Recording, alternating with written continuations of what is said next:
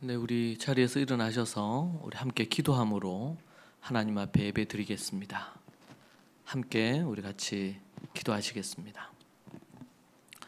살아계신 하나님 아버지 감사합니다. 주님의 전에 나와 함께 하나님 앞에 예배할 수 있는 이 기쁨과 감격이 우리에게 있음을 감사합니다. 전 세계적인 역병으로 몇 년 동안 어려움들이 많았는데 다시 또 유행한다고 하니 걱정이 앞섭니다. 우리 믿음의 식구들을 지켜 보호해 주시고 인도해 주옵소서. 또한 우리 모든 믿음의 식구들의 가정과 또 사업체와 직장에 하나님께서 함께 해주시고 이럴 때 마음을 굳건하게 하고 주님을 의지하며 더욱더 믿음으로 나아갈 수 있도록 인도해 주시기를 간구합니다. 주님 앞에 예배합니다. 습관적으로 또 해야 하기 때문이 아니라 주님으로 온전히 바라며 의지하는 그런 믿음의 하나님 앞에 예배가 되게 하시고 아벨이 드린 제사처럼 하나님 앞에 온전한 제사로 예배로 올려드려지기를 원합니다. 몸된 교회가 예수 그리스도를 머리로 하여 서 있는데 주님의 통치 아래 믿음으로 나아가게 하시고 세상의 소금과 빛으로 설 수 있도록 인도하여 주옵소서. 주님 이 시간 함께 하여 주시고 주님이 온전히 영광 받으시옵소서. 찬양과 함께 하나님 앞에 드리는 모든 기도와 순서가 주님께 상달되어지기를 원합니다. 주님 우리 모든 믿음의 식구들이 거룩하기를 원합니다. 정결하기를 원합니다. 한 주간 믿음과 정결로 살기 위해 애쓴 그 모든 것들을 주님께서 기억해 주시고 혹 넘어진 자리 또 죄된 자리 있으면 회개함으로 하나님께 돌이키는 역사가 있게 하여 주옵소서. 주님께서 이 시간 함께 하여 주시고 우리 이 몸된 교회의 주인 되셔서 다스려 주시고 우리 공동체가 하나님이 기뻐하시는 믿음의 공동체로 서게 하옵소서. 예수님 이름으로 기도합니다. 아멘. 함께 우리 찬양하시겠습니다. 주님께서 주신 이 아침에 우리의 눈을 들어 믿음으로 주님의 얼굴을 바라보는 시간이 되기를 소원합니다. 함께 박수하며 나는 믿음으로 찬양하겠습니다.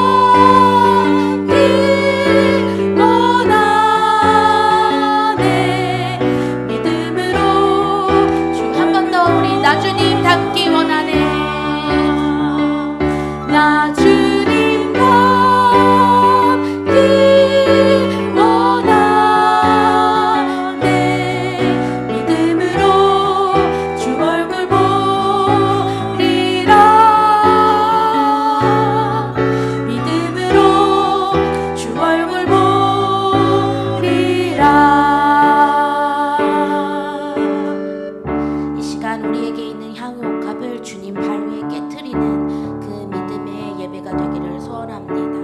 내게 있는 향유옥합,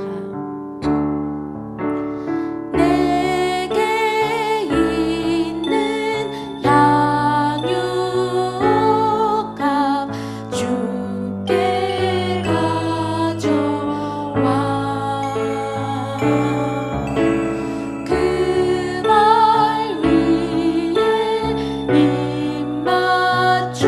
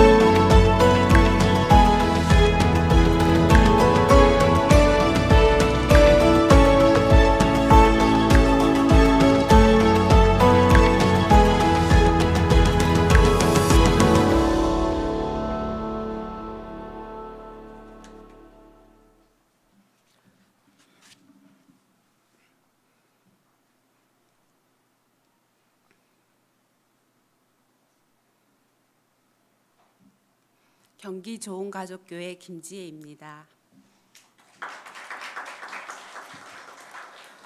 주일 말씀에 대한 깨달음과 요즘 내가 생각하는 것들에 대한 믿음의 일기를 나누겠습니다.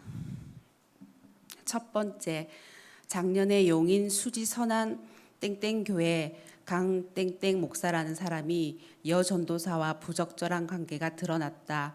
새벽마다 차에서 만나고 코로나 자가격리 기간에도 만나는 것을 CCTV에 잡혔다. 결국 모든 것이 드러났고 목회하면서 외로웠다는 핑계를 대면서 시인하며 목회를 내려놓고 회개하겠다고 하였다. 그 교회는 선안 땡땡교회 유 땡땡 목사님 밑에서 파송되고 분리 개척된 교회였다.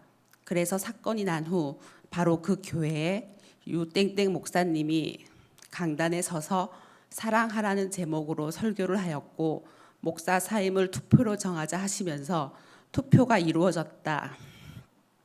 사임하지 않은 것으로 작은 투표 차이로 이겼다고 한다. 그러자 강땡땡 목사는 이전에 했던 약속을 지키지 않고 바로 강단에서 말씀을 전한다는 소식을 듣고 기존 성도들이 교회를 떠나고 분란과 어려움이 일어났다는 기사를 보았다. 사도 바울이 고린도 교회를 향한 마음으로 참으로 통탄할 노릇이다. 이번 주 말씀을 통해 교회 안 성도와 교회 밖 불신자를 어떻게 바라보아야 하는지 대한 명확한 해답을 얻게 되었다. 그리고 교회 안 범죄자가 나 자신, 내 자식이 될 수 있다는 말씀이 너무 기억이 난다. 연약한 존재들이기에 넘어질 수 있고 죄 지을 수 있고 있는 존재이기에 함부로 판단하거나 정죄하는 교만이 정말 무섭다고 느꼈고 깨어 있어야겠다고 다짐했다. 문제 앞에 문제를 어떻게 풀어갈 것인지 내 방법, 세상 방법이 아니라 하나님 앞에서 하나님 방법으로 거룩하게 정결하게 풀어가야 함을 알게 되었다. 그래서 교회가 더 소중해졌고 지혜자 목사님이 계신 것이 더 귀하게 다가온 시간이었다. 두 번째, 작년부터 믿음의 일기를 쓰고 성경을 읽으며 주일에 선포되던 말씀이 내 상황과 비슷하거나 그 비슷한 상황으로 유혹이 오거나 하는 일들이 생기기도 하고 위로를 주고 힘을 주고 다짐케도 하시며 한 번씩 내 생각과 목사님 말씀이 일치하는 경험을 한다. 하나님 생각과 같은 뜻을 품게 되기도 하면서 늘 가까이 계셔서 말씀하시는 주님을 경험한다. 지난 금요 기도회 7월 1일 삶의 무게를 이기는 방법이란 말씀에서 또한 깊은 공감과 깨달음이 있어서 4번은 설교를 들은 것 같다. 계명 묵상, 인생 묵상이 되어야 한다고 하셨다. 묵상이란 하나님의 말씀을 그것이 삶과 성품의 모든 곳에 영향을 미칠 때까지 마음에 붙잡고 있는 것이다 라는 글을 캡처해 놓았는데 동일한 말씀 선포에 감사했다. 또 금요 말씀 중에 성경을 좋아하고 읽고 묵상하는 사람이 고전이나 세상의 좋은 책을 좋아하게 되고 그러면서 깊은 생각과 바른 생각한 것을 행동하려고 하고 동서양의 지혜를 얻게 되고 전문 지식도 얻고 시대 흐름과 삶의 분별력 그리고 사상의 흐름을 파악할 수 있다는 말씀이 공감되었다. 왜냐하면 내가 예전에는 꼭 필요한 책이나 유행하는 유명한 책 외에는 책을 잘 읽지 않았고 흥미도 없었다. 책은 잘 때 머리를 베든 것이 아니었던가. 말씀을 읽으며 요즘 책을 읽는 재미가 생겼고 문학, 고전, 시까지도 읽게 되었다. 보고 싶은 책들이 갑자기 너무 많아졌다. 그러면서 인생을 생각하게 되고 참되게 살고자 하는 마음도 생겼기에 설교를 들으며 많이 공감했던 부분이다. 공감과 깨달음을 주신 하나님께 감사드립니다.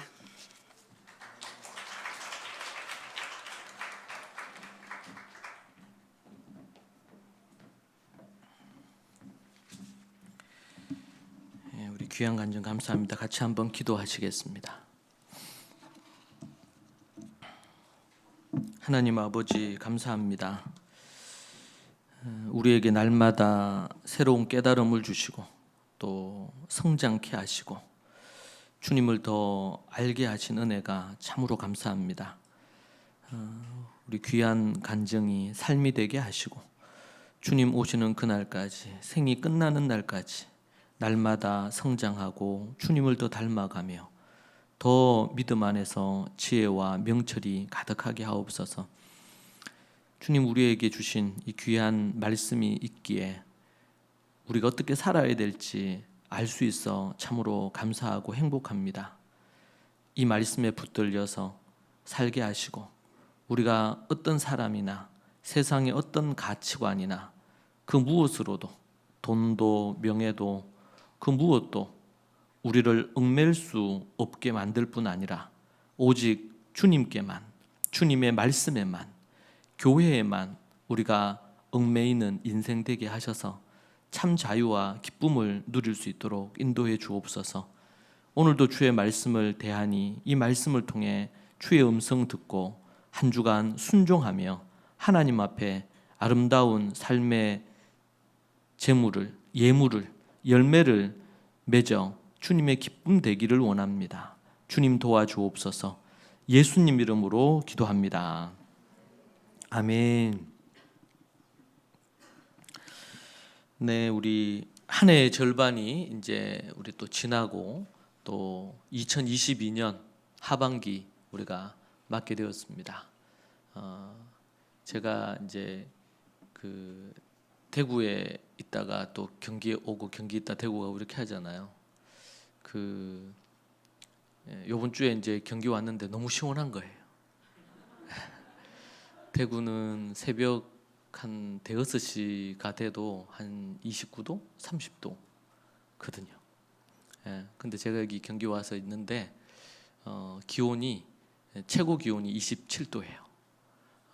그러니까 체감 기온으로 하면 어떨 때는 10도도 차이 나는 것 같아요.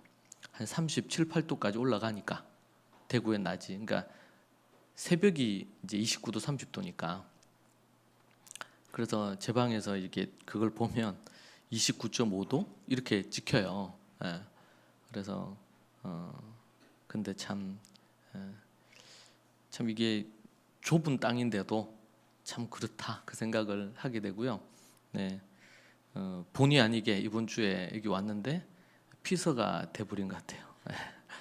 더위를 피해가지고 이곳에 온 것처럼 그런 부분들이 되었습니다. 우리가 오늘 우리가 말씀을 통해서 볼 부분은 이제 고린도전서 6장입니다. 6장 말씀. 이제 고린도전서 말씀도 이렇게 이제 우리가 6장을 넘어서고 있는데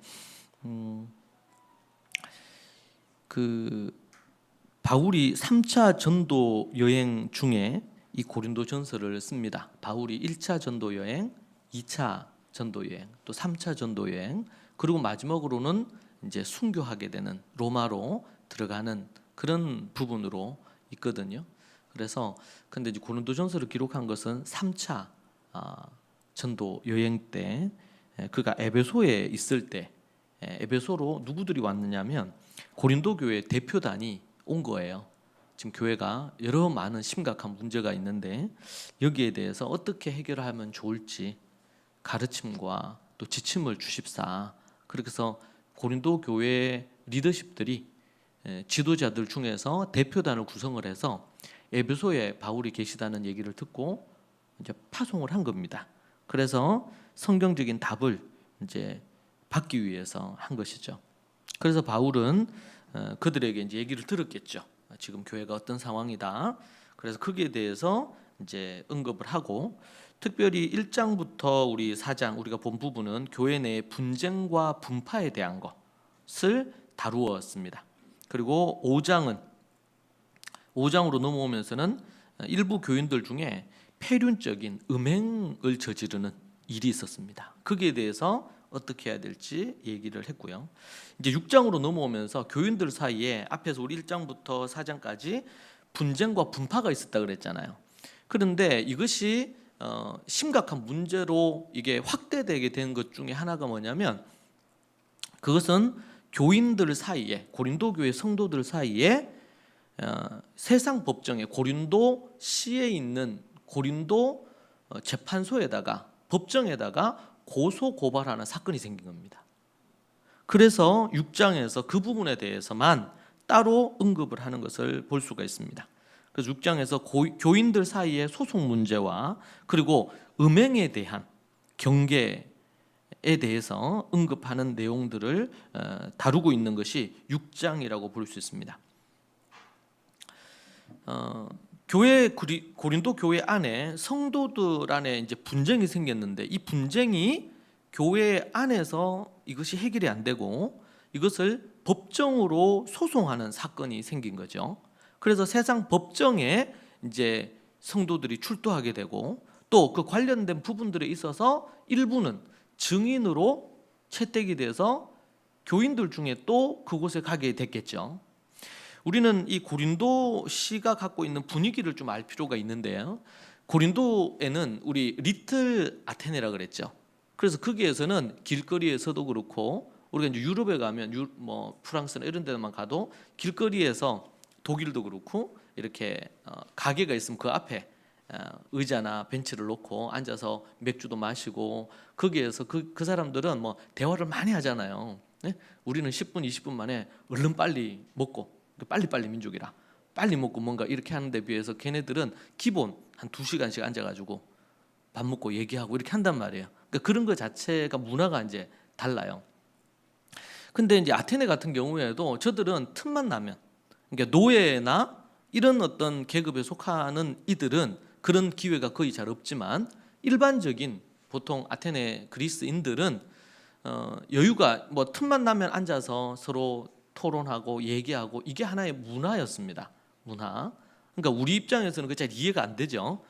우리는 이제 주로 이제 사랑방에 모여가지고 이제 좀 그렇게 하는 분위기라면 이들은 이제 철학자들의 그 가르침이나 이런 것을 듣거나 불러서 듣거나 아니면은 또 그걸 갖고 서로 대화하거나 이런 것들이 주로 일상이 돼 있는 부분이 저들의 부분이었습니다.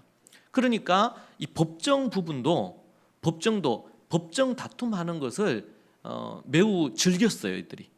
그래서 어떻게 지금 이 시대에도 보면 우리 영화 중에서 뭐 드라마나 영화에도 보면 법정 드라마가 있잖아요. 예? 근데 그 법정 드라마가 이제 참 재미가 있는 경우들이 있죠.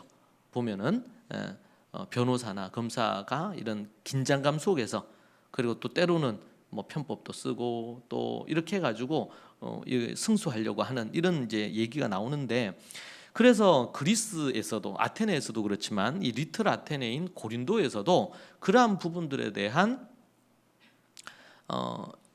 분쟁들이 엄청 많았습니다. 그래서 법정에서 그런 것을 갖고 그래서 법정이 벌어지고 어떤 이슈가 있는 걸로 법정이 벌어진다 그러면 사람들이 엄청 모이는 거예요. 그런데 고린도시 안에 고린도 성도들, 고린도 교회가 있는데 그 고린도 교회가 우리가 알듯이 바울에 의해서 개척이 되면서 엄청나게 흥왕했죠. 교회가 부흥하고 또 갑작스럽게 숫자가 많아졌습니다. 그러면서 지금 고린도 안에서도 하나의 한 이슈였어요. 교회가 형성된 거에 대한 문제에 대해서. 자, 그런데 그런 부분이 있는데 지금 문제는 그들 안에 다툼이 생겨가지고 법정에서 이 재판이 벌어진다는 겁니다. 이게 이제 고린도 전체가 알게 된 거예요. 그리고 가뜩이나 그런 어떤 심심하잖아요. 고린도 사람들도 그리스 사람들도 그렇지만 보통 노예가 있어 노예들이 어떤 것들을 하고 자기들은 있는 사람들은 주로 이제 노는데 재미거리를 늘 찾는 사람들이란 말이에요. 그런데 지금 고린도 교회 성도들끼리 다툼이 생겨서 세상 법정에 왔다. 이게 이제 그 시에서 이슈가 되고 있는 부분입니다. 이제 그런 부분에 대해서 바울은 거기에서 목회를 했고 교회를 개척해서 목회를 하면서 그 상황들을 다 알기 때문에 지금 이 상황이 어떤 분위기인지를 압니다. 그래서 여기에 대해서 이제 그 바울이 답을 하는 내용들이 6장의 내용입니다. 그래서 이에 대해서 바울은 이제 결론적으로 얘기하는 건 뭐냐면 교회 성도들끼리 세상 법정에 고소 고발해서 다투어서는 안 된다는 것입니다. 그것은 하나님의 법에 맞지 않고 바울은 강력하게 그 부분에 대해서 책망을 하는 내용입니다. 우리가 한번 이런 부분에 토대를 두고 우리가 성경의 말씀 오늘 6장 1절부터 11절을 함께 보면 좋겠습니다. 우리가 합독해서 천천히 본문을 읽겠습니다. 너희 중에 누가 다른 이와 더불어 다툼이 있는데 구태여 불의한 자들 앞에서 고발하고 성도 앞에서 하지 아니하느냐? 성도가 세상을 판단할 것을 너희가 알지 못하느냐? 세상도 너희에게 판단을 받겠거든 지극히 작은 일 판단하기를 감당하지 못하겠느냐? 우리가 천사를 판단할 것을 너희가 알지 못하느냐? 그러하거든 하물며 세상 일이랴. 그런즉 너희가 세상 사건이 있을 때에 교회에서 경히 여김을 받는 자들을 세우느냐? 내가 너희를 부끄럽게 하려 하여 이 말을 하노니 너희 가운데 그 형제 간의 일을 판단할 만한 지혜 있는 자가 이같이 하나도 없느냐? 형제가 형제와 더불어 고발할 뿐더러 믿지 아니하는 자들 앞에서 하느냐? 너희가 피차 고발함으로 너희 가운데 이미 뚜렷한 허물이 있나니 차라리 속는 것이 낫지 아니하냐? 너희는 불의를 행하고 속이는구나. 그는 너희 형제로다. 불의한 자가 하나님의 나라를 유업으로 받지 못할 줄을 알지 못하느냐? 미혹을 받지 말라. 음행하는 자나 우상 숭배하는 자나 간음하는 자나 탐색하는 자나 남색하는 자나 도적이나 탐욕을 부리는 자나 술 취하는 자나 모욕하는 자나 속여 빼앗는 자들은 하나님의 나라를 유업으로 받지 못하리라. 너희 중에 이와 같은 자들이 있더니 주 예수 그리스도의 이름과 우리 하나님의 성령 안에서 씻음과 거룩함과 의롭다 하심을 받았느니라. 아멘. 그리고 우리가 잘 아는 그 유명한 말씀 12절은 모든 것이 내게 가하나 다 유익한 것이 아니요 모든 것이 내게 가하나 내가 무엇이든지 얽매이지 아니하리라. 그 말씀이 등장을 합니다. 바울은 그리스도인들끼리 다툼이 생기거나 분쟁이 생겼을 때 그들을 스스로의 재판정, 즉 교회 안에 요청을 해서 그 문제에 대한 당사자들 간에 이 문제가 해결이 되지 않는다면 교회에 요청을 해서 교회의 도움을 받고 교회의 작은 법정, 많은 신학자들이 교회 안에 작은 법정 이렇게 이제 표현을 했습니다. 그래서 교회 안에 작은 법정에서 목사와 교회 지도자들이 구성이 된 지혜자들이 구성이 된 부분들에 대해서 그들의 도움을 받으라, 판결을 받아라 그 얘기를 하는 겁니다. 여러분 이것은 특별히 교회가 있기 전 이스라엘에서는 예수님을 믿는 이들이 12사도를 중심으로 해서 교회가 형성됐잖아요. 그런데 이 교회는 유대인들의 교회입니다. 예수님을 믿는 유대인들이죠. 자, 그런데 이 유대인들에게서는 그 당시에 그들에게 갖고 있는 하나의 문화가 있는데 그건 뭐냐면 회당 문화였습니다. 회당. 예수님도 회당, 시나고그라고 하죠. 회당에 들어가서 가르치셨어요. 이스라엘에서는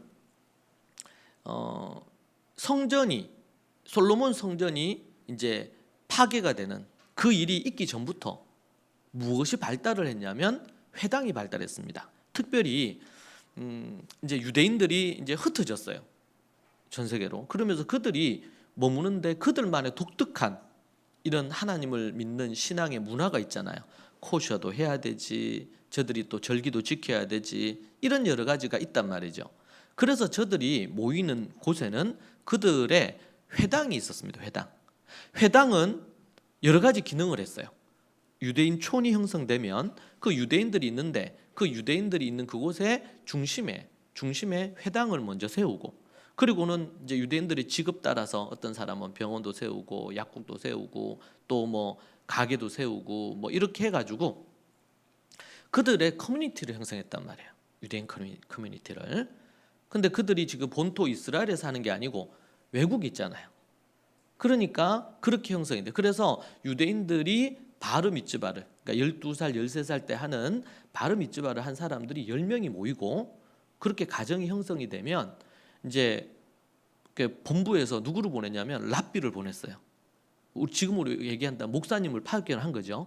그래서 그들의 신앙을 돕고 또 말씀을 가르치는 역할을 하는 구조가 있었어요. 여러분 이 구조의 뿌리로 들어가면 이제 출애굽기에 이스라엘이 출애굽해서 광야를 지날 때에 그 전에 하나님께서 이제 대제사장도 있고 제사장도 있고 또 레위인들 있어서 그들에 의해서 가르치도록 구성이 돼 있었잖아요. 여러분 그것을 기반으로 이스라엘 안에 있었던 부분이 회당입니다. 회당. 그래서 사도 바울도 어디 그 복음 선교하기 위해서 에베소에 갔다. 그럼 에베소의 회당부터 찾았어요. 유대인들에게 가서 먼저 복음을 전하고, 그리고 나서 거기 가면 이제 그들이 누군가 오면은 유대인이다 이렇게 하면은 모르는 사람이라도 그들에게 숙박을 제공하고 생활할 수 있도록 도움을 줬어요. 그런 그들만의 공동체 문화가 있다는 걸 우리가 이해하는 거 필요합니다. 여러분, 이런 바탕에서 뭐가 형성이 만들어졌냐면 그 이후에 예수님을 믿는 이들이 회당에 있는데, 회당에 다 있잖아 유대인들은. 근데 그들이 복음을 듣고 예수님을 믿으면서 교회가 형성됐거든요. 근데 제가 이스라엘 갔을 때도 이스라엘 회당이 있는데, 이 회당은 원래 유대 회당이었어요. 그 유대 회당에는 이제 상징이 있죠. 별표라든지 뭐 그런 거 있잖아요. 다윗의 별, 이런, 아니면 또 저 뭡니까, 금촛대, 촛대, 메노라라고 해가지고 촛대가 있는 거, 요런 게 이제 이스라엘의 상징이거든요. 그래서 이제 미국도 그렇고 이래 유대 회당을 지나다 보면 그 앞에 이제 그 모세의 십계명 두 돌판이 그려져 있거나, 아니면은 촛대가 있거나, 아니면 별 표시가 있거나. 유대인들을 나치가 학살할 때 그들에게 뭐 했어요? 별을 달게 했잖아요. 이건 다윗의 별, 이스라엘을 상징하는 거거든, 유대인들을. 이제 그런 부분 했어요. 그런데 이제 복음이 들어가면서 제가 그 미국에 그때 갔을 때도 어느 한 도시, 거기 정통파 유대인 회당이야. 정통파 유대인이야. 아주 소위 말해서 골수 유대 정통파들이죠. 그런데 거기 있는 랍비가 예수님을 믿은 거예요. 그러니까 그 회당이 엄청 큰 좀 회당인데, 그 회당 전체가 어떻게 회당이 뭐로 바뀌게 되냐면 교회가 된 거예요. 네. 그러니까 유대인들은 이 랍비의 지도력이 엄청 크거든요. 근데 랍비가 예수님을 딱 믿으니까 그 랍비가 예수 그리스도를 가르쳤을 거 아니에요, 회당에서. 그러니까 그 많은 유대인들 중에서 뭐 이탈도 했겠지만 유대인들 중에서 예수님을 믿는 이들이 많이 생긴 거예요. 자, 그러니까 원래 이제 별도 있고 이렇게 했는데, 거기에 이제 유대인들의 이제 예수님을 믿는 유대인들의 상징 중에 하나가 뭐냐면 우물이에요. 우물 모양. 그래서 보면 이제 우물가에 여인 있잖아요. 그래서 이제 우물 형태의 모양, 원 모양을 취하는 부분이 있거든요. 그래서 어떤 학자는 그런 얘기했어요. 이 다윗의 별이 있거나 이런 게 있는데 그 밖에 원이 있다.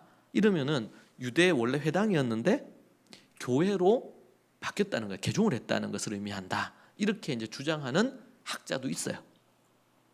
이제 그런 어떤 형태가 된 것이죠. 그러니까 그러면은 이 회당은 어떤 역할을 했어요? 그들에게 이스라엘 안에서도 그렇지만 다른 나라에서도 유대인들이 모이는 그곳에서는 이제 그들이 모여가지고 이제 같이 예배도 드리고 절기도 지키고 또 코셔, 그들만의 음식 문화도 그들이 그렇게 하고 이렇게 한단 말이에요. 그렇게 한 부분인데, 그들에는 뭐도 있어요. 그 유대인들은 유대인들의 어떤 문제나 분쟁이 생겼을 때, 부부 사이의 문제나 아니면 성도들 간의 어떤 문제나, 뭐 또 유대인들끼리 어떤 비즈니스를 함께 할 수 있잖아요. 근데 그러면서 생기는 또 문제도 생길 수 있겠죠. 이런 부분들에 대한 것을 예수님을 믿지 않는 그 도시의 세상 법정에, 그러니까 유대인들, 하나님을 모르는 세상 법정에 그 문제를 가지고 가서 유대인들끼리 거기서 다투는 것을 금지했습니다. 못하게 돼 있었어요, 이게. 왜냐하면은 유대인들은 선민으로 하나님의 백성이라는 이런 게 있는데, 그런데 하나님을 믿지 않는, 하나님을 모르는, 그리고 또 하나님의 법, 율법이 없잖아요, 그들에게는. 그러니까 세상의 법으로 이 문제를 다루겠죠. 그러니까 유대인들 사회에서는 세상의 법정으로 가는 부분이 금지되어 있었습니다. 그래서 회당 안에서 그 부분에 대한 것들이 해결되어지는. 그래서 우리가 마태복음 5장에도 보면 예수님이 그런 부분에 대해서 언급하신 내용들이 나오죠. 한번 잠깐 볼까요? 마태복음 5장에 보면 그 부분들에 대한 내용들이 나옵니다. 5장 23절에서 25절. 그러므로 예물을 제단에 드리려다가 거기서 네 형제에게 원망 들을 만한 일이 있는 것이 생각나거든 예물을 제단 앞에 두고 먼저 가서 형제와 화목하고 그 후에 와서 예물을 드리라. 예. 마태복음 5장 25절 너를 고발하는 자와 함께 길에 있을 때 급히 사화하라. 그 고발하는 자가 너를 재판관에게 내어주고 재판관이 옥리에게 내어주어 옥에 가둘까 염려하라. 지금 유대인들이 하나님 앞에 제사, 예물을 드리고 제사 드리러 오려고 하다가 마음에 내가 형제에게 잘못한 게 있어. 원망 들을 만한 게 있어. 내가 뭔가 잘못하고 실수하고 죄를 지은 게 있어. 그런 것이 양심에 찔리면 재물을 가지고 예배 드리러 오려고 하다가 그걸 일단 멈추고 가서 먼저 용서를 구하고 그렇게 하고 와서 하나님께 예배 제사를 드려라. 왜냐하면 마음의 양심에 끓이끼린 게 있는데 그 불편한 것을 해결하지 않고 그렇게 하다가 혹 그 사건이 좀 중하고 심각한 문제라면 그 상대가 법정에 고소고발할 수 있지 않겠냐 말이에요. 그렇게 되면 더 큰 문제가 생기니 가서 사과를 하고 용서를 구하고 또 필요하다면 자초지정을 얘기해서 그것을 풀고 그리고는 오라는 거예요. 예배하러 하나님 앞에. 그렇지 않으면 재판관이 옥리에게 아니면 옥에 가둘 수도 있단 말이죠. 문제가 그게 심각한 문제인 경우에는 그럴 때 예수님께서 지금 뭘 얘기하신 겁니까? 내 형제에게 원망 들을 만한 일이 있고 많이 그런 부분에서 다툼의 여지가 있다면 가서 필요한 부분이 있으면은 소통을 하고 또 소통해서도 이 부분에 대한 게 이견이 너무 커서 이게 쉽지 않다. 잠언에서도 그런 얘기하죠. 어떤 상황에 대한 어려움이 친하게 지내다가 어려움이 생겼어. 그러면 뭐예요? 친하게 지낼 때는 서로 허물 없이 비밀도 다 얘기하고 지내잖아요. 서로 좋을 때는. 그렇죠? 예. 그렇게 지내는데 이게 어떤 일 때문에 그것도 작은 일이에요. 보면 사소하고 작은 일이야. 그런 일인데 이게 이제 소통이 안 되고 문제가 되면 어떻게 돼요? 마음이 상하는 거예요. 그러면은 관계가 소원해져. 시간이 지나면서 또 그게 마음에 원망이나 아니면은 또 안 좋은 쓴 마음이 마음에 남아 있으면요. 어떤 상황에 대한 거 할 때 그 사람에서 비난하거나 이렇게 하잖아요. 그래서 자문에 뭐라 그래요? 만약 그런 일이 있으면 뭐 하라고? 일체 그 사건에 대한 객관적인 사실은 얘기를 하되 그 사람의 비밀스러운 건 얘기를 하지 말라는 거예요. 우리가 친하게 지낼 때 그 사람 비밀을 알았어. 그런데 어떤 일이 생겨서 서로 관계가 안 좋아졌어요. 그러면은 어떤 문제가 있거나 그런 것들이 있을 때 아니면 또 어떤 사람이 또 다른 사람에게 내가 아는 그 사람의 비밀을 말하는 거예요. 그러면은 지금 이 사람하고 이 사람 사이에 갖고 있는 단순한 문제가 이것은 문제가 안 돼. 실제로 법정까지 갈 문제가 아니에요. 왜? 서로 뭐 소원해주고 안 좋은 건 있었지만 그런데 이 사람에 대한 비밀에 대한 얘기를 누군가에게 누설을 했어. 근데 이 사실이 그게 여러분 이 사람한테 안 들릴 것 같지만 돌아서 다 들어가요. 그러면 이 사람이 그걸 알면 어떻게 해요? 마음이. 그럼 그 문제에 대해서 다툼의 여지가 생기겠죠. 그러면은 아무 부분이 아닐 수 있어요. 그런데 그래서 잠언에서 얘기한 거예요. 비밀을 말하지 마라. 근데 이 사람이 말을 하다 보면 얘기를 하다 보면 말이 실수가 생기잖아. 그래서 야고보서에서도 말에 실수가 없는 자가 뭐하다고? 완전한 자라고. 예. 말이 실수가 참 모든 일이 말로 생기거든요. 말로. 말과 행동이잖아요. 행동이 있기 전에 이 말부터 나오거든요. 자, 그런데 원망 들을 만한 일이 있어. 그런데 진심으로 내가 용서를 구하고 내가 잘못했다. 혹시 변상할 거 있으면 반드시 변상을 해야 됩니다. 그렇죠? 뭐 어떤 걸 깨트렸다. 그러면은 반드시 그거 변상하셔야 돼요. 성경에서 우리 율법에 보면 배상법이 있잖아요. 예수 믿는 사람들은 자칫 잘못하면 공짜를 너무 좋아해. 십자가의 은혜도 공짜로 받았다는 거 공짜 아니죠.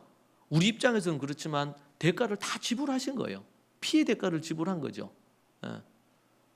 여러분 예를 들면 우리가 여기서 같이 예배를 드린다 이렇게 얘기할 때 누군가는 이곳을 청소하는 사람이 있었기 때문에 여러분이 청소를 안 하고 여기 앉아서 예배를 드릴 수 있는 거예요. 그렇잖아요. 네. 누군가 섬기는 사람이 있었기 때문에 그런 거예요. 그러니까 그냥 작은 일이든 집도 그렇잖아요. 집도 계속 잘 집이 돌아가려면 누가 빨래하는 사람이 있어야 되고 음식을 차리는 사람이 있어야 되고 차렸으면 그것을 설거지하는 사람이 있어야 되고 정리하는 사람이 있어야 되고 한낱 가정에서도 만약에 그걸 일주일 내도록 안 왔다 그럽시다. 여러분 하루 이틀만 지나면은 먼지가 쌓이잖아요. 아무리 꽁꽁 문 닫아놔도 먼지 쌓여요. 그러면은 누군가는 닦아야 되겠죠? 누가 닦아야 될까? 아버지 닦아야 될까요? 아니, 어머니가 닦아야 될까요? 요즘은 뭐 이런 집안일은 여성 일이다 이러면 도리 맞아요. 그러면 안 된다. 예. 가사 분담을 같이 해야 되죠. 그러니까 서로 필요에 따라서 합의가 되고 이렇게 하면 괜찮은데 그렇단 말이에요. 그러면은 어떻게 해요? 하루 이틀 동안 안 닦아봐요. 더럽지. 아무리 좋은 집이면 뭐 합니까? 먼지가 쌓여 있어. 막 그렇게. 근데 그게 몇 달이 지나 그러면은 전문 청소업체를 불러서 청소하지 않으면은 지내기가 어려울 수도 있어요.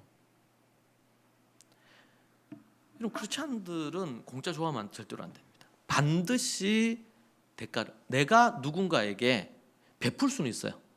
그죠? 그럴 때는 상대에게 공짜로 뭔가를 줄 수는 있겠지. 그런데 반드시 그 필요한 부분에 대한 것이 있어서 내가 그걸 한다면 반드시 그것에 대한 대가를 지불하려고 애를 써야 됩니다. 이것이 성경적이고 바른 것입니다. 그래서 나중에 이제 우리 이제 8장 9장 넘어가면 바울의 사도권을 얘기하면서 그렇게 얘기할 때에 그 다른 사도들처럼 나도 내가 생활비를 받고 또 아니면 아내를 내가 데리고 다니고 뭐 바울은 이제 홀로 있었지만 그런 부분 그런 고난들을 내가 받을 고난이 내가 없느냐 이렇게 얘기합니다. 일하는 소의 입을 망을 씌워서 되겠느냐 그 신명기 말씀을 인용해 가지고 영적인 부분으로 섬긴 부분이 있으면 반드시 물질적인 것으로 보답해 줘야 된다. 이것이 이제 메시지거든요. 뒤에 이제 8장 9장 넘어가면 그런 얘기가 나옵니다. 이제 그런 측면에서 얘기를 하는 것입니다. 그래서 우리 그리스도인들은 절대로 그럼 대가를 반드시 지불하고 해야 된다. 반드시. 그게 기본이다. 그런데 내가 선물로 받았다. 은혜로 내가 그걸 얻었다. 이것은 뭐 말로도 알 수 없는 부분이죠. 얼마나 이게 감사하고 귀한 거예요. 여러분 우리가 우리의 생명을 바쳐서도 십자가의 은혜는 살 수가 없는 거예요. 성령의 은혜는 이것은 돈으로 살 수 없는 거예요. 목숨으로. 그러니까 귀한 것은 돈으로 살 수 없는 게 정말 많아요. 여러분 호흡을 하는데 이 산소가 필요하잖아요. 소위 말해서 공기가 있어야 되잖아요. 산소 없이 우리가 어떻게 살아요? 여러분 이곳에 몇 분 동안이라도 산소만 없으면 우리 목숨이 끝나요. 근데 이거 하나님께서 우리에게 선물로 주신 거잖아요. 물도 그렇죠. 물도. 하나님이 선물로 주신 거죠. 근데 이걸 값없이 우리가 누리고 있잖아요. 하늘도 그렇고 모든 부분들이 그런 것들이 있어요.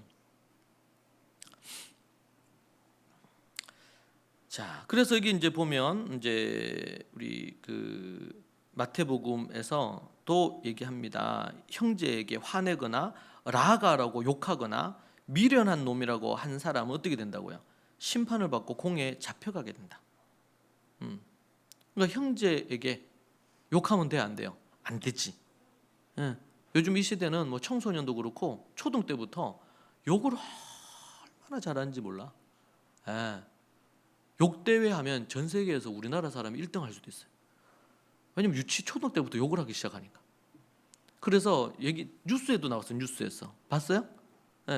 욕을 빼면은 애들 대화가 안 된대.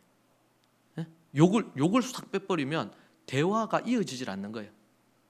이게 뭐예요? 격이 너무 떨어지는 거예요. 사람의 이 격이라는 게 있는데 품격이 근데 욕으로, 대화가 욕으로 돼 있어. 예? 이게 이제는 옛날에는 중고등이라 그랬는데 초등까지 이게 내려가 가지고 심심찮게 한두 주가 건너서 뉴스 나오잖아요. 우리 초등학교 선생님이 아이한테 뭐 어떤 문제가 있어서 어떻게 하지 마라 그랬는데 어떻게 해요? 흉기를 들고 선생님한테 한다든지 선생님한테 막 욕을 한다든지, 그래서 선생님이 정신과 치료를 받아. 너무 그 충격 받아가지고. 초등학교 4학년, 5학년, 6학년 이런 애들이 정말 이 세상이 정말 악해져 있죠. 어? 우리가 전 세계적으로 경제력이 10위권에 속하고 그렇게 해서 발전을 했다고 합니다. 참 너무 기분 좋고 좋은 일이죠. 그런데 요즘 뉴스에 나오는 걸 보면 옛날에 1950년대, 60년대에 있었던 그런 일, 뭐 묻지마 폭행도 일어나고 길거리에 있는데 갑자기 사람들이 몰려와서 뭐 폭행을 한다든지, 대낮에 도시 한복판에서 그런 일들이 벌어지는 그런 것들이 뉴스에 심심치 않게 자꾸 나오잖아요. 학교에서 이제 학교 폭력은요, 이제는 그게 영화나 드라마로 단골 주제로 나와. 그리고 이제는 그게 이미 단골 주제로 너무 나와가지고 이제는 더 이상 그건 이제 기본적으로 당연한 것이 됐어. 학교 안에 학교 폭력은 당연하다. 왕따 부분은 당연하다. 그게 없으면은 희한한 거예요. 욕을 안 하는 애들을 만나면 사람들이 이상하게 쳐다보는 거예요. 왜? 다 욕을 하는데 욕을 안 하니까. 그래서 학교에서도 왕따를 안 당하려면 욕을 엄청 세게 하면 된대요. 제가 상담을 했는데 애가 좀 착하고 우리 교회 다니고 착하고 이렇게 애를 막 함부로 하네. 근데 자기가 이제 살아남으려고 뭐 하냐면 욕을 연습했대. 욕을. 그렇게 해가지고 막 욕을 한 거예요. 그리고 막 행동도 거칠게 하고. 그렇게 하니까 이제 쉽게 몽긋들인 거지. 참 이게 너무 우습고 슬픈 이야기 아니에요? 이게 이제 현실이에요, 현실. 사회가 갈수록 더 건강하고 좋아야 되는데 갈수록 어떻게 해요? 피폐해지고 타락해가고 더 안 좋아지는 거. 사람이 살만한 곳이 안 되는 거죠. 여러분, 교회 안에서 성도 간에 그런 부분이 생겼을 때 그 일에 대해서 기본적으로 해야 될 게 뭡니까?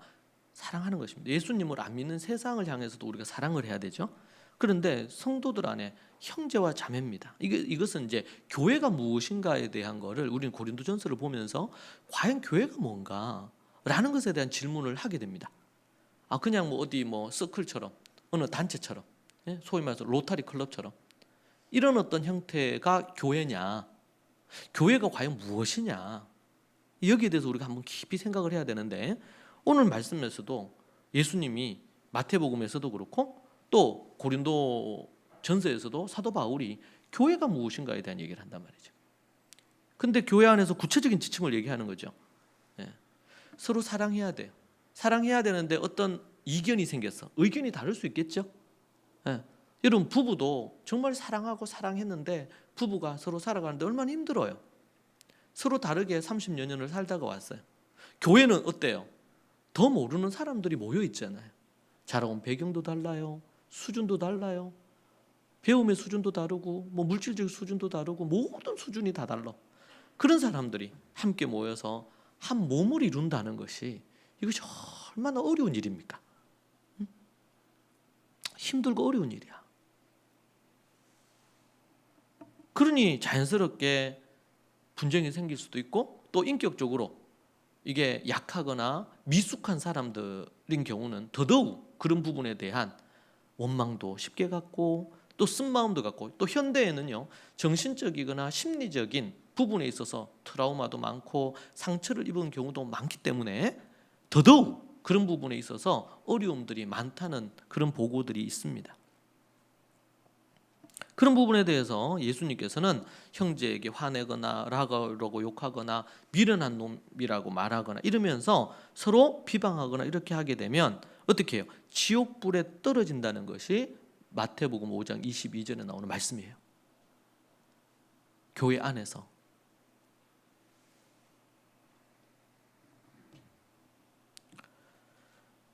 그래서 형제에게 원망 들을 만한 일이 있으면 예물을 드리기 위해 제단에 예배 드리러 왔다가도 가서 용서를 구하고 화해하고 오라는 거예요. 그래서 이제 요한 사도죠. 사도 요한도 요한 1, 2, 3서에서 많이 강조하시고, 특별히 요한 1서에서 많이 강조하죠. 사랑하라는 거예요. 여러분, 요한과 야고보는 형제죠. 야고보와 요한. 이들은 별명이 우레의 아들이란 말이에요. 얼마나 성질이 급하고 화를 잘 냈냐면 예수님이 어느 마을에 들어가려고 하는데, 그 마을에 들어가려고 하는데 마을 사람들이 환영하면서 맞이하지 않고 거부해. 그러니까 이들이 엄청 화가 난 거예요. 야고보 요한이 하나님 저 불을 내려가지고 저 마을을 확 태워 저들을 싹 죽이십시다. 이런 형태로 얘기를 했어요. 그래서 별명이 붙은 게 뭐냐면 우레의 아들이라. 소위 말해서 성질이 엄청 안 좋은 거지. 확 화를 내고. 여러분, 그랬던 야고보와 요한이 이제 사도로 주님 쫓아다니고, 그리고는 십자가에서 예수님 달려 죽으신 이후에 시간이 지나면서 그들이 성화되어 가서 다듬어지고 훈련되어져서 어떻게 됐어요? 사랑의 사도라는 별명이 붙게 돼요. 나중에는 사랑의 사도다. 그리고 요한 1서에서는 요한 복음에서도 그렇게 얘기하지만 사도 요한이 쓰신 책이잖아요. 성경 중에서 요한 1서에서 뭐라 그래요? 사랑에 대해서 그렇게 얘기해요. 그래서 그가 후반부에 목회나 선교 사역의 후반부에 늘 물으면, 제자들이나 성도들이 물으면 늘 그 입에서 빼놓지 않고 얘기했던 게 서로 사랑하라. 서로 사랑하라. 이를 위해서 우리 주님이 오셨고 십자가에 달려 죽으셨으니 서로 사랑하라. 형제들이요, 서로 사랑하라. 생애 마지막에 가까울수록 한 가지만, 제자 중에서 요한의 제자 중에 제자가 물었어요. 한 가지만 얘기해 주세요. 바로 죽음을 앞두고 그가 내뱉은 한마디도 서로 사랑하십시오. 서로 사랑하십시오. 앞에서도 우리가 보았던 것처럼 지식으로, 율법으로, 지식으로 무엇이 옳으냐 그러냐 시시비비도 참 중요하나, 바울도 얘기하잖아요. 그것도 중요하지만 지식은 무너뜨려요. 근데 사랑은 세운단 말이에요. 그렇다고 지식이 필요 없다는 얘기가 아닙니다. 바울이 지식을 많이 가르쳐 줬죠. 바른 지식을. 근데 그 지식이 전해지거나 이게 집행될 때에 뭘 바탕으로 하지 않으면, 사랑이란 바탕으로 이걸 하지 않으면 그 지식은 사람을 무너뜨리고 도리어 이게 약이 되지 않고 독이 되는 거예요. 지식이란 것 자체가. 지식은 사람을 교만하게도 만들어. 문제는 그 지식을 가진 자가 그 지식에 걸맞게 살기 위해서 얼마나 부단히 노력하고 훌륭한 인격을 가지느냐. 이게 이제 중요한 것이죠. 이게. 여러분, 큰 부자가 있어요. 대기업에 부자가 있다고 합시다. 그런데 그 부자가 엄청 돈이 많아. 전 세계 탑 10 안에 드는 부자야. 그런 사람들은 부러워해요. 뭐 돈뿐만 아니라 어떤 사람의 재능이 있어요? 그러면은 부러워합니다. 그리고 사람들이 다 그 사람처럼 부자가 됐으면 좋겠고 인기가 있었으면 좋겠고 막 능력이 있었으면 좋겠다고 생각해. 그런데 그런 사람들을 졸부하죠. 그러면서 뭐예요? 뭘 안 해요? 그 사람을 존경하지 않아요. 그 사람을 사랑하지는 않아요. 정말 더 중요한 가치는 뭘까요? 근데 그 사람이 부자야.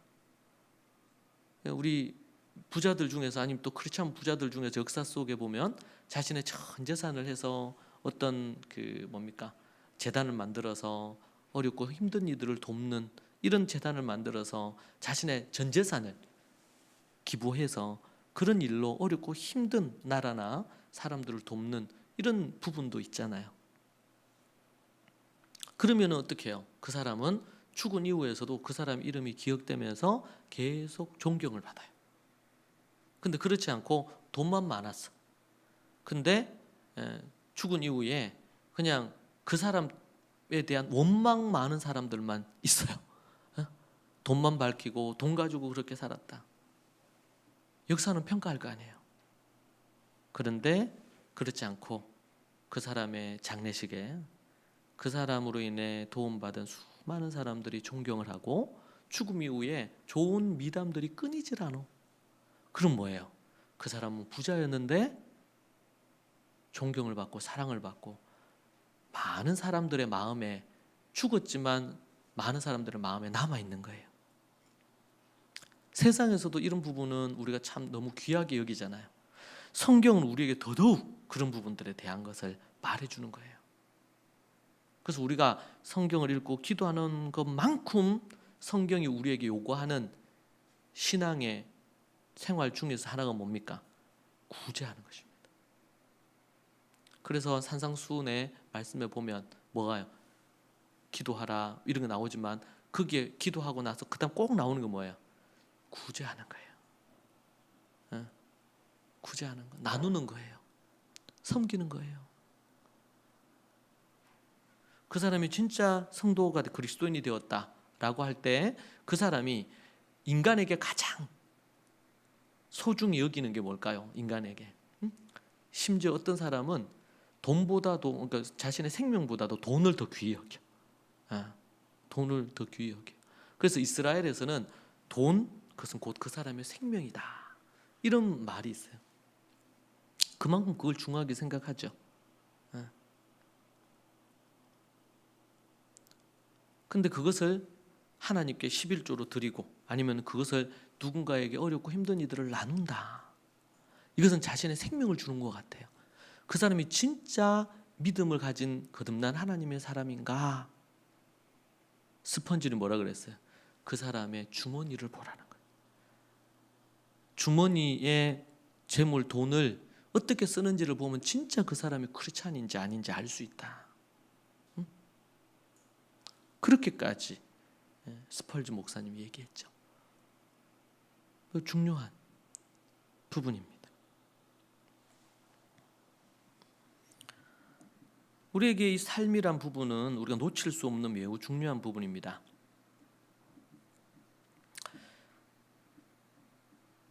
왜 분쟁을 하면 안 됩니까? 그리스도인끼리 다툼은 그들 스스로의 재판정에서 해결하라고 얘기를 해주고 있어요. 그죠?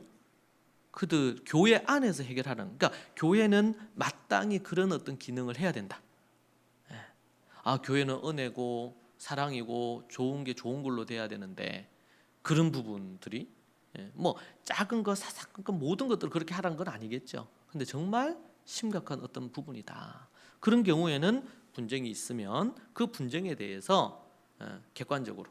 그런데 한 번씩 보면 교단에서 어떤 오늘 우리 간증에서도 그런 게 나왔는데 교단이나 아니면 교회 차원이나 이런 부분에서도 정말 성경적인 원리를 갖고 객관적으로 그걸 평가를 해서 그것에 대한 이런 공정하고 하나님의 말씀에 입각한 이런 것을 판결하기보다는 그렇지 못한 경우들이 교단 차원이나 아니면은 또 이런 경우들이 꽤 있는 것을 볼 수 있습니다.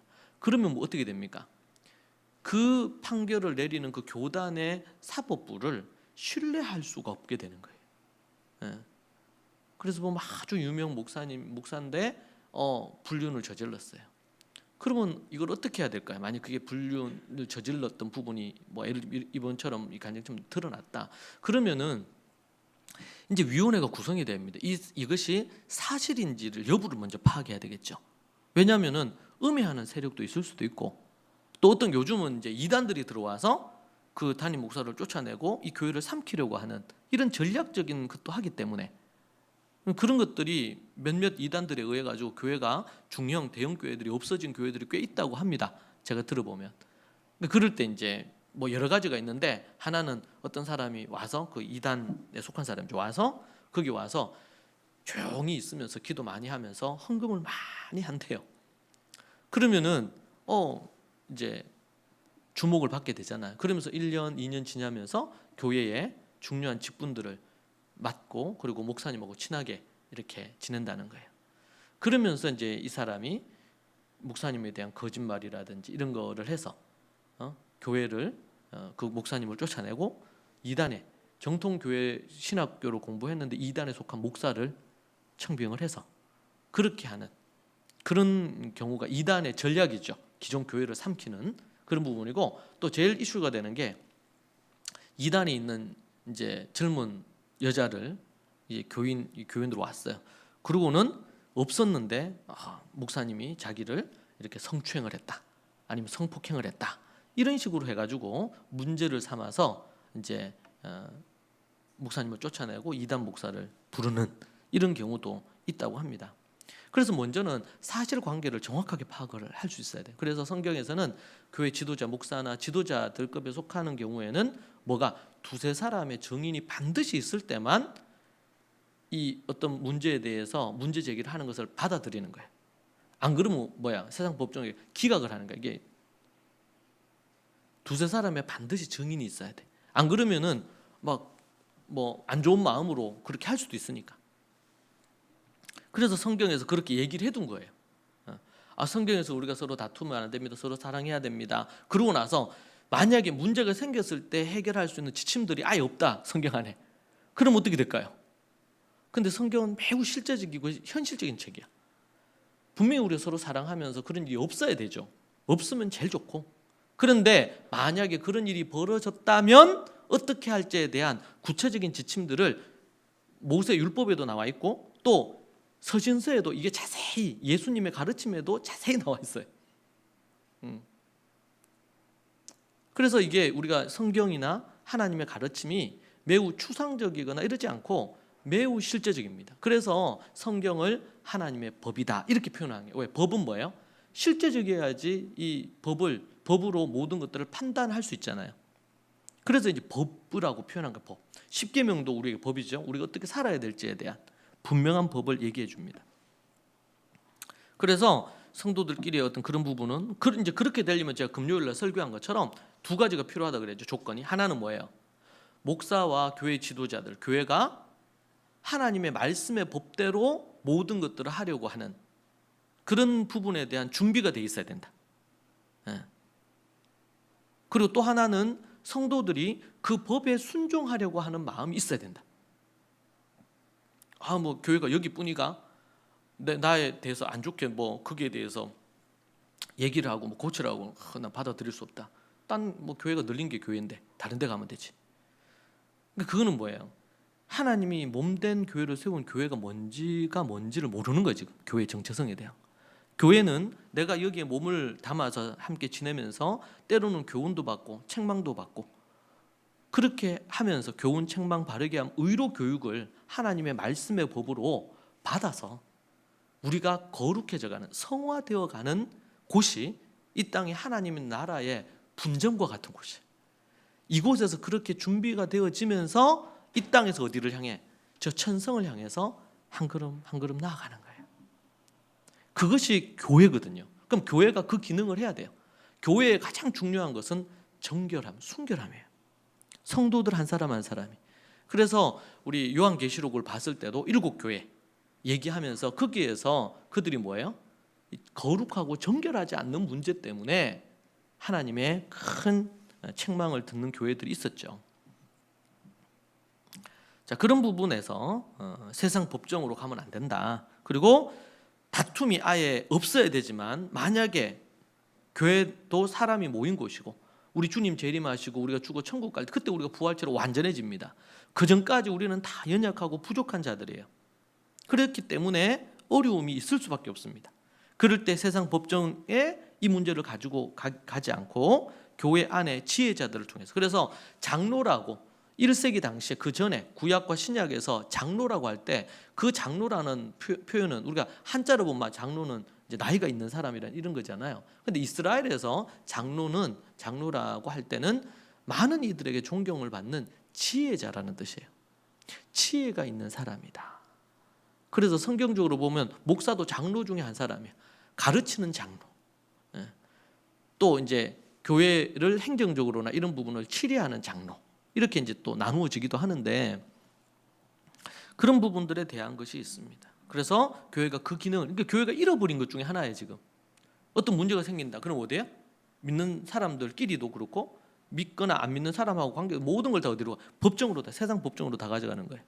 이 부분. 자, 여기서 우리 한 가지 이제 질문이 생기죠. 어떤 질문이 생기냐면 그러면 세상 법정에 소송하거나 고소 고발하는 것이 이게 잘못된 겁니까? 라는 거예요. 그것은 아닙니다. 세상 법정에 고소하거나 고발하는 것이 필요하다면 해야 됩니다. 바울도 세상 법정 사법부에 소송을 걸었습니다. 자신을 향해서 지금 거짓 증언하고 재판하는 문제에 대해서 로마에 자신의 이 억울함을 호소하는 그런 부분을 했죠. 고소했으니까 자기도 이제 맞고소로 그 부분에 대한 걸 했습니다. 이것은 잘못된 게 아닙니다. 바울 자신 또한 법정의 보호를 받으려고 했고 가이사에게 송사했던 것이 사도행전 25장 11절에 나옵니다.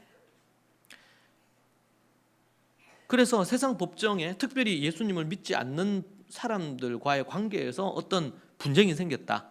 이런 분쟁이 생겼을 때는 세상 법정에서 이것을 진실을 밝히고 시시비비를 밝힐 수밖에 없습니다. 저도 제가 뭐 경찰서에 가거나 뭐 제가 재판정에 갈 일이 뭐가 있겠습니까? 그런데 제가 이제 이 사역을 하거나 이렇게 하면서 이제 저에 대해서 그러니까 거짓된 부분을 인터넷에 유포하거나 이런 부분들이 예전에 있었습니다. 오래전에. 그래서 저는 그냥 그 무시하고 넘어가려고 했어요. 근데 문제는 뭐냐면 이제 그런 것 때문에 예전에 이제 대구 교회 또 아니면 또 제가 하는 홈스쿨이나 학교사에게 그 사람들이 그것에 현혹이 돼서 이제 교회를 떠나거나 아니면 뭐 이런 일들이 생긴 거예요. 그리고 또 그런 부분들에 대한 게 있으니까 성도들이 이게 그것으로 인해서 주변에 오해받거나 이런 문제도 생겨요. 그래서 그때 이제 대구 리더십들이 함께 의논을 해서 이 부분에 대한 거를 법정으로 가져가야 돼요. 왜냐하면 그 사람에게 개인적으로 그 부분에 대한 글을 내릴 것에 대한 것들을 요청을 했었어요. 변호사를 통해서. 그런데 이제 이거를 안 하는 거예요. 그 사람도 교회를 다니는 사람이긴 하죠. 근데 이제 이미 그 전부터 해서 많은 목사들을 그런 식으로 해가지고 이미 이제 판결이 다 죄가 있는 걸로 판결을 다 받았더라고요, 이 사람들. 그래서 그 변호사님이 있는데 그 변호사님이 또 그런 것만 전문으로 해.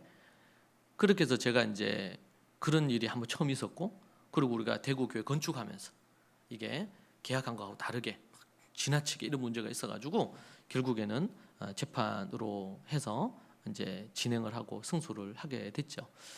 이제 그런 어떤 과정을 거치면서 제가 세상 법정과 이런 것이 어떤 부분인가라는 걸 알게 됐는데, 세상 법정의 필요에 따라서 소송을 하거나 이렇게 하는 것은 필요하다면 할 수 있습니다. 그거 자체를 성경이 잘못됐다고 말하지는 않아요. 자, 그런데 성도들 간에 한 교회 안에 있는 성도들끼리 어떤 문제가 생겼다라고 할 때는 그 부분에 대한 걸 교회 안에서 지혜자들에 의해 목사님을 중심으로 해서 위원회를 구성해서 그 부분에 대한 것들을 도움을 받아서 해결을 하라라는 것이 가장 큰 부분입니다. 큰 부분이고, 또 보면은 교단 안에서 교단끼리 다툼의 문제가 생겨서 세상 법정으로 가는 경우들도 없지 않아 또 있거든요, 보면.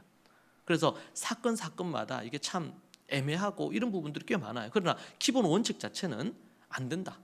성도들 간에 세상 법정에 그 하는 거는 왜 그러냐?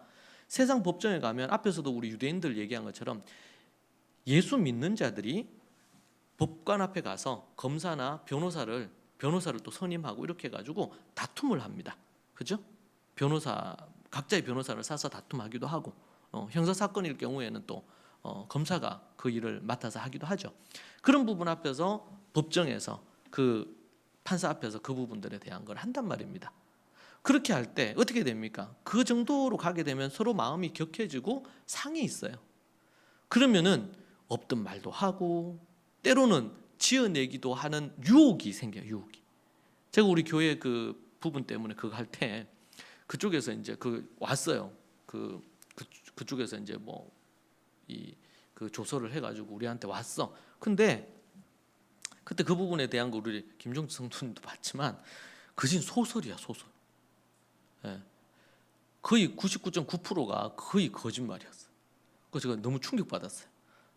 이게 어떤 사실을 근거해서 조금 거짓말을 보탤 거를 생각은 했는데 그게 아니라 이게 골자 자체가 다 이게 사실이 아닌 거죠.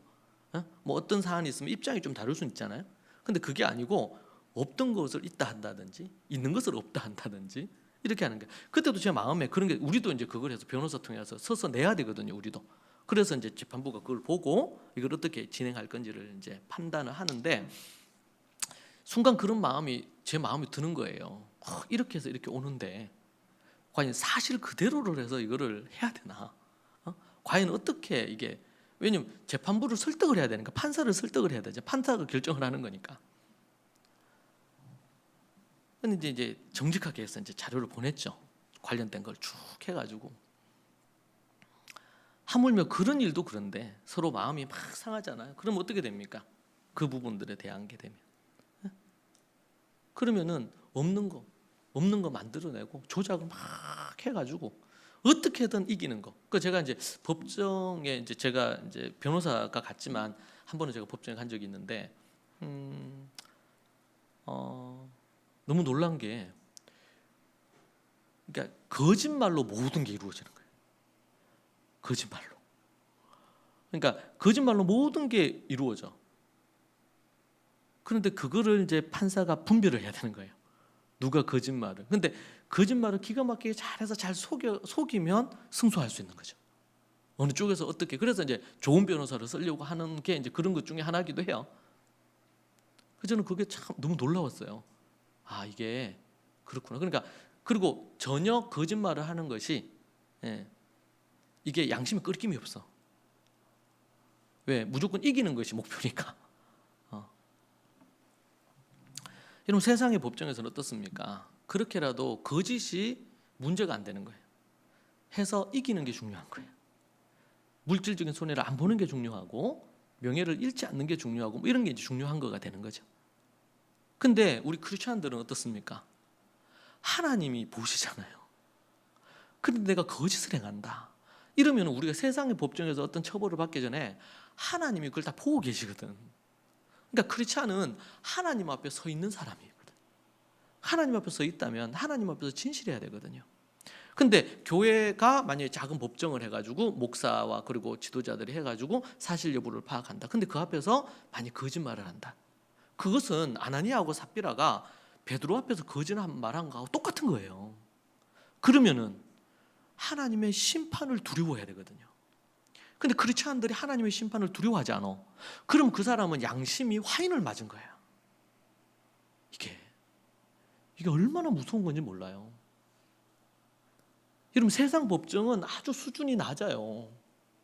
왜? 막 거짓말하고 이렇게 해서 자기의 이권을 위해서 어떤 것들을 하고, 자기가 뭔가 죄를 지었는데 누구한테 뒤집어 씌운다든지 이런 일들이 역사 속에 많이 있잖아요. 보면 증거를 없앤다든지. 증거 없으면 이걸 증거를 갖고 모든 것을 판결을 하기 때문에, 증거가 없으면 아무리 심증이 있고 뭐 증인이 있고 이렇게 한다 하더라도 증거 자체가 없으면 이게 이제 무죄 처벌이 나오잖아요. 이게 자체가.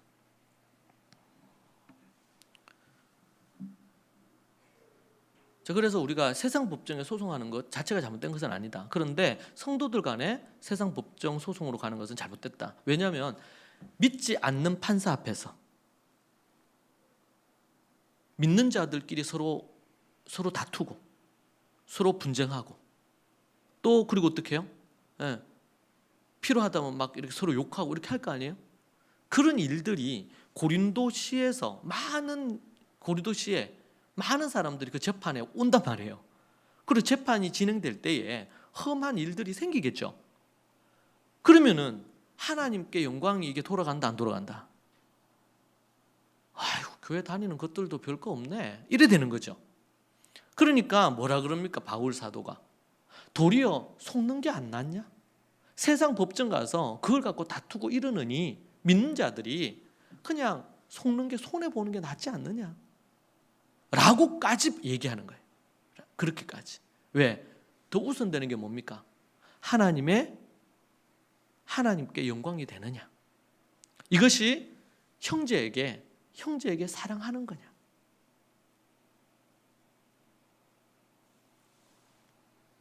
물론 객관적으로 시시비비를 가리는 거 참 중요합니다. 그러나 더 중요한 것은 사랑하는 거예요. 서로 손해를 보더라도. 그렇다고 여러분 소위 말해서 호구가 되라는 말이 아닙니다. 쉬운 사람이 되어서는 안 됩니다. 믿지 않는 세상에서도 그렇고 그리고 교회에서도 그렇고 조심해야 됩니다. 그러나 자발적으로 스스로 도리어 그런 부분이 생기면 손해보는 게 낫고 도리어 교회에 얘기해서 너무나 그 부분에 대한 것이 어렵고 힘이 든다. 그러면 도움을 요청해. 그러면 거기에 대해서 교회가 정말 이런저런 편견 없이 누구는 내가 누구하고 친하니까 이런 게 아니고 하나님의 말씀의 법을 갖고 그 부분에 대해서 하나님 앞에서 진실되게 그것에 대해서 권면하고 권고하고 때로는 충고하고 또 잘못한 부분이 있어 책망하고 그렇게 하는 교회 안에의 법정이 이게 유효해야 된다. 효과를 가지고 있어야 된다라는 것입니다. 그것이 이 땅에 살면서 크리스찬이 해야 될 부분이다. 어떤 사람이 사기를 쳤다. 어떤 사람이 예를 들면은 바람을 폈다. 어떤 사람이 사기를 쳤다. 이런 등등의 어떤 부분들에 대한 것이 있는데 이것이 사실로 요청이 있고 사실로 드러나서 문제가 됐어. 그렇다면 반드시 그것은 교회 안에서도 처벌을 해야 되고 여러분 그 사람이 어떤 사람이 살인을 했다 그럽시다. 그러면은 이 사람이 교회를 다니는 사람이야. 그러면 교회 안에서도 이 부분에 대한 걸 해야 되고 그런 경우는 사법적인 처벌도 형사처벌을 받아야 됩니다. 반드시. 그렇겠죠?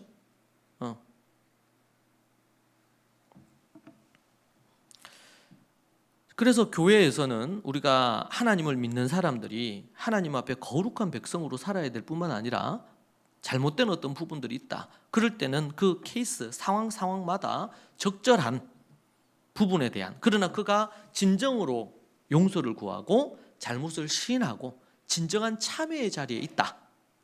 예를 들면 우리 어느 목사가 예전에 이제 미국의 어느 한 목사님이 불륜을 저지른 거예요. 그런데 이 사실이 이제 드러났어. 그래서 그분이 교회 앞에 자신의 잘못을 인정을 했어요. 그래서 교회가 위원회가 구성이 돼서 사실관계를 다 파악하고 본인이 시인을 했으니까 그렇게 해서 이제 아주 유명한 목사님입니다. 미국의 고든 맥도날이라고 내면 세계의 질서와 영적 성장이라는 책도 쓰셨고 아주 유명한 분이에요. 작가로도 유명하고 이제 목회자인데 근데 그런 일이 벌어진 겁니다. 그래서 이제 아주 좋은 선례가 뭐냐면 그런 부분이 있었을 때 그 부분에 대한 거를 교회 리더십들이 논의를 한 거예요. 그렇게 하고 나서 교회에서 그것에 대해서 이제 직무를 정지시키고 그런데 그 목사님 본인이 회개하고 자신의 잘못을 다 인정하고 교회의 처분을 따르겠다. 그렇게 해서 몇 년 동안 정직 처분을 받았습니다. 그리고 그 사이에 이제 폭력 관련된 치료라든지 관련된 부분에 대한 것들을 하고 다시 회개하고 1년의 과정을 거쳐서 다시 교회로 돌아왔어요. 그래서 잘못한 것에 대한 거를 회개하고 돌이키는 1년의 이 프로세스를 가진 것이죠. 그렇게 해서 다시 이제 돌아와서 도리어 자기가 참여하는 그런 부분에 대한 어떤 글도 쓰고 그리고 이제 그 일로 인해서 목회자들이 범할 수 있는 목회자들도 이렇게 유혹이 있잖아요. 그런 부분에 있어서 그런 부분에서 어떻게 이 부분에 대한 걸 할지 그래서 이제 프라미스 미팅이라고 약속하는 어떤 그런 미팅이라는 조직을 만들어서 목회자들의 이 성적인 범죄라든지 그 외의 범죄를 돕고자 하는 이런 단체가 이제 그때 결성된 걸로 제가 뉴스를 봤거든요. 이제 그럴 때 이제 중요한 것은 우리가 교회에서 어떤 것을 한다 그럴 때는 세상의 사법권처럼 세상의 사법권도 교정이 목적이죠. 다시 그런 죄를 재범하지 않도록 하기 위한 것이 큽니다. 교도소의 목적도 그렇고. 근데 교회에서 그런 부분이 있을 때는 뭐예요? 그 사람이 다시 그 죄의 자리에 서지 않고 그들을 사랑으로 품고 회개케 하는 데 초점이 있어요. 이제 그런 경우는 아주 좋은 선례였습니다. 근데 한국 교회 안에 일어났던 이런 이미 증거도 있고 이미 그 부분들에 대한 게 있는데 그런 부분에서 피해받은 피해자 여성이 있거나 이렇게 할 때 그 여성에 대해서 마녀 사냥식으로 몰아간다든지 이단으로 몰아간다든지 여러 이제 문제들이 생기면서 도리어 교회가 소위 말해서 팔이 안으로 굽는다고 그 부분에 대해서 객관적으로 누가 보더라도 적법하게 이게 처벌이 되고 다루어졌다. 그리고 정말 회개 그럼 그런 경우에는 어떻게 해요?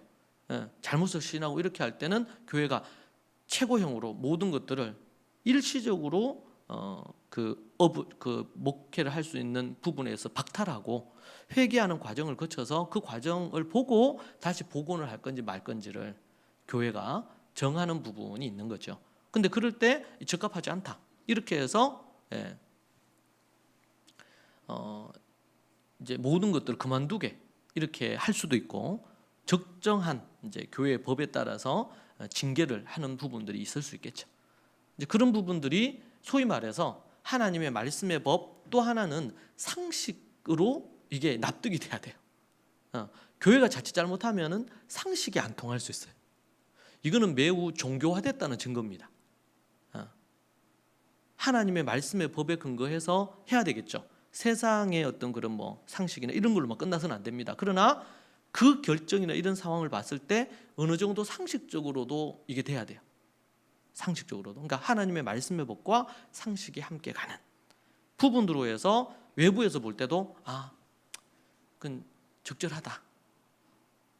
그리고 교회 안에 성도들이 생각했을 때도 그렇게 하는 게 하나님의 말씀에 맞지.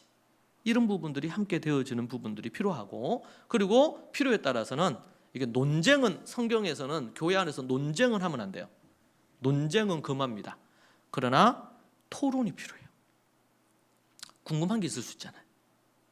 또 그리고 왜 그렇게 됐는지에 대해서 얘기할 수 있겠죠. 그런 질문과 그걸 통해서 토론은 우리 교회 안에서 많이 이렇게 필요한 부분에서 활성화돼야 됩니다. 그러나 그 질문이나 이런 의도가 악의적이거나 아니면은 지나치게 비판적이거나 이런 부분이라면 그거는 이제 의도 자체가 잘못된 부분이 있을 수 있기 때문에 그건 논쟁으로 넘어갈 수 있죠. 그러기보다 이제 소위 말해서 우리가 이제 질문하고 토론하는 하브루터 문화가 교회 안에 참 많이 필요해요. 그렇게 해서 왜 그런지, 뭐 어떤 건지 그러면 충분히 더 이해를 할 수도 있고 이렇게 될 수 있죠. 세상에서 자칫 잘못하면 지금 이 시대는 교회를 걱정한다고 합니다. 세상이. 왜냐하면 교회라는 부분 안에서 때로는 그 울타리 안에서 자정 능력이 없는 그런 부분으로 나타날 수도 있기 때문에 그렇습니다. 그리고 심지어 어떤 경우는 목사님을 지나치게 추종함으로 그 부분에 대한 잘못된 눈을 가려가지고 생기는 문제도 있을 수 있고 또 교회 안에 그룹이 형성이 돼서 그 자신들의 그룹에 속한 사람들은 보호하고 아닌 사람들은 또 그렇지 않는 교회가 사분오열하는 이런 현상도 없지 않아 있습니다. 예전에도 한번 얘기했지만 대구에 아주 순복음 큰 교회가 있는데 거기에서 이제 교회 목사 간에 다툼이 생긴 것 같아요. 그렇게 해서 현재 목사가 있고 또 교단에서 파견한 목사가 있는데 문제가 생긴 거예요. 그렇게 해서 교회 안에서 1층은 그쪽에서 2층은 나누어져서 그렇게 하는 거죠. 근데 그럴 때 신문지상에 어떤 얘기가 나왔냐면 조폭을 부른 거야, 한쪽에서. 참 너무 안타까운 일이었죠. 그냥 누가 됐든 간에 사임을 하는 게 더 낫지 않습니까? 그게 나중에 하나님 앞에 우리가 다 설 건데 그래가지고 뭐 이 목사파 저 목사파 해가지고 교회가 아니면 목사파 장로파 나누어가지고 싸우는 거예요. 근데 거기에 조폭이 들어와서 바리케이트 치고 반대 이쪽 파를 못 들어오게 한 거죠. 그것 때문에 신문에 난 거예요. 신문에 일반 신문에. 정말 부끄러웠어요. 이 지경까지 된. 근데 문제는 거기에 대해서 성도들도 문제 의식이 없는 거예요. 거기에서 패를 나누어서 또 싸워요. 자기들끼리 또. 그리고 여러분 막 집회도 열고요, 부흥회도 열고요. 그리고 분위기가 뜨거워. 그걸 어떻게 이해해야 되나 이 생각을 하게 돼요. 과연 우리가 그러니까 저는 그런 부분이 이 교회가 지나치게 종교화된 거 아니겠는가. 뭐 여러 가지 원인이 있을 수 있겠습니다만은 정말 우리가 깨어서 분별을 해야 됩니다. 성도들도 알아야 됩니다. 성도들이 그 부분에 대한 거를 갖고 잘못된 부분에 대해서 잘못된 부분에 대한 거를 얘기할 수 있어야 되겠죠. 그렇게 해서 바르게 가야 되겠죠. 물론 교회는 질서가 있어야 됩니다. 질서를 따라서 합리적인 필요한 부분에 대한 대화답을 또 듣고 논의하고 이렇게 가야 됩니다. 그러나 그런 부분들에 있어서 이게 상식에서 벗어나고 성경의 말씀에서는 더더욱 벗어나고 그러면서 근데 그 교회는 지금 서울의 어느 교회도 그런 부분이 있었죠. 한국에서 제일 유명한 차세대 목사 중에 한 분이었는데 성추행과 성폭행 그게 다 드러났단 말이에요. 그런데 이제 어디에서 자기는 이제 목회는 당분간 얼마 동안 안 하겠다 그랬는데 그게 아니고 어디 옮겨가지고 했어요. 근데 문제는 그 교회가 더 부흥이 되는 거예요. 숫자가 더 많이 늘어나고 추종 세력이 더 많아졌어. 이걸 어떻게 이해를 해야 되는 건지 이게 참 안타까운 일이죠. 여러분 우리는 정말 하나님의 말씀의 이 법을 이 고린도전서 말씀 지난주에 제가 설교하고 나서 여러분들이 저한테 얘기를 하시더라고요. 정말 이런 말씀을 처음 봤다. 저도 이 말씀을 통독해서 알고는 있었지만 한 절 한 절 한 단어 한 단어를 연구하면서 이렇게 제가 하고 설교하기는 저도 처음입니다. 솔직히 교회에서 이런 주제로 설교한다는 게 이게 쉽지 않잖아요. 목사인 저도 쉽지 않거든요. 도리어 은혜 되는 거 여러분 우리가 주님 믿으면 복을 받고 힘을 얻고 이런 얘기하면 더 좋잖아요. 근데 법정 얘기, 다툼 얘기 이런 얘기 한다는 게 쉽지 않아요. 실제로는. 근데 참 우리 경기교회 같은 공교롭게도 우리 지지난주에 또 우리 7위 관련된 부분이 있었고 그러고 나서 본문이 지난주 본문이 그 본문이었잖아요. 오늘 본문도 그렇고 뭐 이거는 제가 예를 들면 제가 설교를 어디 본문을 그때그때마다 뽑아서 한다 그러면 이거는 의도를 가진 설교라고 할 수 있겠지만 지금 이미 이거는 제가 이 본문의 설교는 한 달 전에 우리 토다의 삶으로 이미 나온 거거든요. 예. 미리 우리도 준비하고 우리가 정말 깨어 있어서 하나님 앞에 정직하게 그리고 바르게 그 부분들이 이루어지기를 원합니다. 정말 하나님의 말씀에서 우리가 어떻게 보면 많은 교회들이 의도는 그렇지 않지만 성경에 무지해서 그럴 수도 있을 것 같아요. 성경 말씀을 잘 몰라서 우리도 모를 때는 그럴 수 있었죠. 정리가 안 돼 있을 수 있으니까. 근데 정말 성경을 우리가 제대로 연구하고 아는 게 필요하다. 그래서 이스라엘에서는 1세기에는 애들 13살, 20살 되기 전에 이런 본문의 연구들을 다 한단 말이에요. 학교에서 하고 가정에서도 하고. 그러니까 이게 먼저 지식이 있는 거예요. 이건 이렇게 해야 된다. 알고 있는 것과 모를 때는 다른 거죠. 아는데도 그렇게 하지 않으면 그거는 책임이 아는 사람 본인에게 있어요. 근데 몰랐을 때는 몰랐으니까 그걸 어떻게 해야 될지 모르는 것일 수 있는 거죠. 우리는 그것에 대해서 알게 됐습니다. 그래서 우리가 하나님의 말씀에 근거해서 바르게 하려고 하고 하나님이 예수님 그리스도가 머리가 되시고 우리가 그 통치하려 했잖아요. 교회의 머리는 예수님이시니까 그 하나님의 말씀의 통치가 우리들 또 우리 믿음의 가정들 우리 교회 안에 자리하기를 원하고 하나님의 뜻이 무엇인가를 어떤 혹시라도 이후에 어떤 일이 생길 수 있고 제가 지난주에 설교한 것처럼 그런 일이 없으면 좋겠지만 우리 자녀들 중에 우리 후손들 중에 혹 하나님 앞에 범죄하는 이들이 있을 수도 있겠죠. 그럴 때에 교회가 어떻게 그 부분에 대한 것을 다루고 처리를 하느냐 아니면 또 우리 교회 성도들 안에 어떤 부분 죄를 범했어. 그럼 어떻게 그 부분에 대한 거를 믿음의 형제나 자매를 잃어버리지 않고 세울 수 있는가. 그리고 정말 양심이 화인받은 것처럼 해서 죄악을 범할 때 거기에 대해서 어떻게 그 부분에 대한 거를 다루어서 또 회개하고 돌이키지 않으면 어떻게 치리를 할 거냐. 이런 부분에 대한 것을 우리가 잘 알고 있는 거 필요한 부분입니다.